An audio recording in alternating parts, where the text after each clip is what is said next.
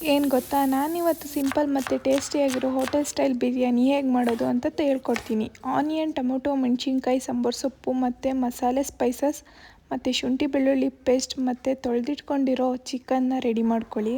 First 4 spoon ಆಯಿಲ್ನ ಬಿಟ್ಟು spices ಹಾಕ್ಕೊಳ್ಳಿ. Next ಮೆಣಸಿನ್ಕಾಯಿ ಹಾಕ್ಕೊಂಡು ಲೈಟ್ ಬ್ರೌನ್ ಬರೋವರೆಗೂ ಫ್ರೈ ಮಾಡಿ. ನೆಕ್ಸ್ಟ್ ಆನಿಯನ್ ಹಾಕಿ ಲೈಟ್ ಬ್ರೌನ್ ಬರೋವರೆಗೂ ಫ್ರೈ ಮಾಡಿ. ಶುಂಠಿ ಬೆಳ್ಳುಳ್ಳಿ ಪೇಸ್ಟ್ ಹಾಕಿ ಹಸಿ ವಾಸನೆ ಹೋಗೋವರೆಗೂ ಮಿಕ್ಸ್ ಮಾಡಿ. ನೆಕ್ಸ್ಟ್ ಟೊಮೊಟೊ ಹಾಕಿ ಸ್ವಲ್ಪ ಬೆಂದ ಮೇಲೆ 1/4 ಸ್ಪೂನ್ ಆಫ್ ಅರಿಶಿನ ಪುಡಿ and chicken biryani powder, chilli powder ಮತ್ತು ಸ್ವಲ್ಪ ಸಾಲ್ಟ್ನ ಹಾಕಿ ತೊಳೆದಿಟ್ಕೊಂಡಿರೋ ಚಿಕನ್ನ ಮಿಕ್ಸ್ ಮಾಡಿ. ಲೆಮನ್ ಹಾಕಿ ಸ್ವಲ್ಪ ಸಾಂಬಾರು ಸೊಪ್ಪನ್ನು ಹಾಕಿ ಹಾಗೆ 10 ಮಿನಿಟ್ಸ್ ಚಿಕನ್ನ ಬೇಯೋಕೆ ಬಿಡಿ. ಆ್ಯಂಡ್ ಚಿಕನ್ ಸ್ವಲ್ಪ ಬೆಂದ ಮೇಲೆ ರೈಸ್ ಹಾಕ್ಕೊಳ್ಳಿ. ನಾನಿಲ್ಲಿ ಎಷ್ಟು ಕಪ್ ಬೇಕು ಅಂತ ಕ್ವಾಂಟಿಟಿ ಮೇಲೆ ಹಾಕ್ಕೊಳ್ತಾ ಇದ್ದೀನಿ.